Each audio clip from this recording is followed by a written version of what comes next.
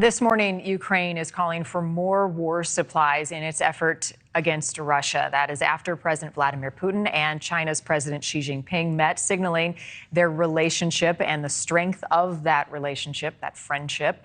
The moment comes as Ukraine starts to run low on supplies. Authorities are saying some slow deliveries are now weakening the Ukrainian forces' defenses. It's causing some needless deaths. This is the Pentagon says it will speed up delivery time, specifically with some of the tanks we've been talking about. For more on this morning, I want to bring in Paul Rieckhoff, national security and political analyst, and also the host of the Independent Americans podcast on your preferred streaming platform. Paul, I always look forward to our chats on Thursday, and they seem to come at a very timely place. There's a lot that's been happening in Ukraine the last couple of days. Let's start with the expediting of these tanks. They're older tanks, they're refurbished, they need them now. They actually needed them yesterday. What are the capabilities of these tanks once they're put into action?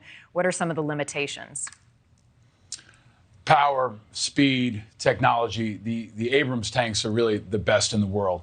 And the Ukrainians have been asking for them really since the war started. We made the commitment, and now Ukraine and Russia are really in a stalemate in Bakhmut and other parts of that region. So they've been holding that line, waiting for these tanks to come. And there's an old saying in the military: strategy is easy, logistics is hard. What we're seeing is that the logistics of moving these tanks to Ukraine is difficult, and it's not just tanks; it's repair vehicles, it's parts, it's fuel. That entire logistical chain has to be empowered as well, so that the Ukrainians can not only have the tanks, but keep them running and keep them in the fight. And now what we're seeing is the U.S. seems to be putting the pedal down. They're not just waiting for new tanks to come online. They're refurbishing old ones, and they're going to try to get them into the fight as soon as possible. They may also accelerate the Patriot missile batteries, which we've committed. I think it's clear to the world now that this is a pivotal moment. We got to really put the pedal down and get these weapons into the fight, because the Ukrainians keep saying, send us weapons, send us technology, send us what we need to hold this ground, defend our people, and maybe even make advances in the spring and the days ahead. Right. New tanks would have been years, potentially. The refurbished tanks, this could be months in the works. You bring up the Patriot defense missile system. There's been a lot of talk about this. I really thought it was interesting. You had all these Ukrainian soldiers, about 65 of them, come to the United States, train on this defense system. They're now headed back, and some of those have lost friends, have lost family in the fighting. So they've got a lot on the line. How will this change the landscape on the battlefield once they're trained up to speed and these things are put into action?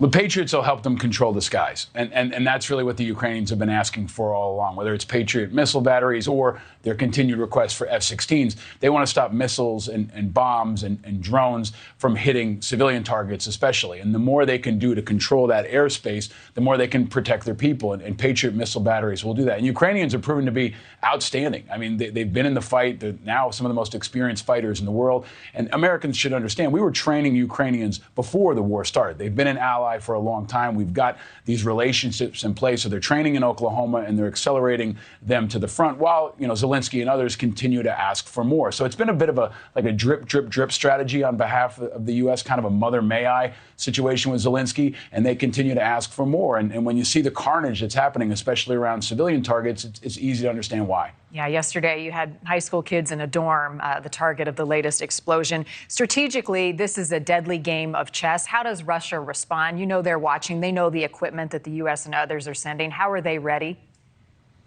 Well, they're going to China, and we saw that with Xi visiting with Putin this week. The Russians are really having a hard time keeping up with this fight as well, and they're struggling economically. So Putin needs to find new markets for his natural resources, and he's leaning on China. But it was also interesting because China has really now got Russia in a tough spot, and they're leveraging that. They're having it both ways. They're able to keep Russia at a distance, not actually send deadly weapons into the fight, and they're keeping their arms linked with Russia. But it's clear that China is now in control. Russia's been diminished. Putin's been diminished militarily and economically, and he has no market for his economy. So he's got to go to places like China, North Korea, and others so he can have the fuel for the fight that he's gotten. It's just another sign that Russia's been really neutralized. They've been diminished. They've been pushed down.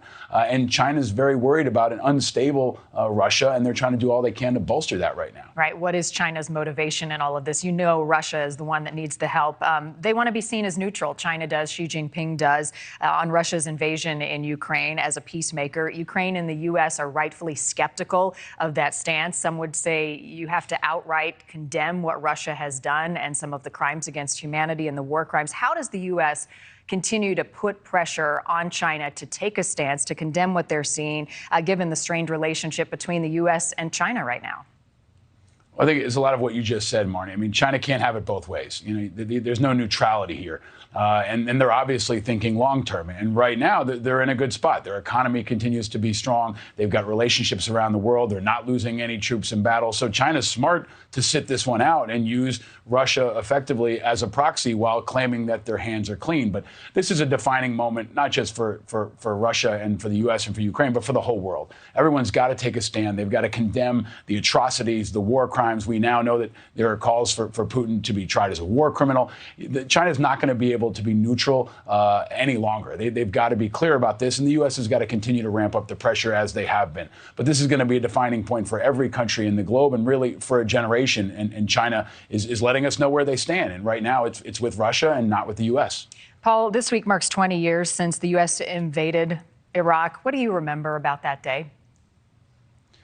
Most of all, I remember my friends, Marnie, and the fact that the war for them didn't end after we came home after that first year. We're still in contact. My platoon is looking at having a reunion, and my guys are scattered all across the country.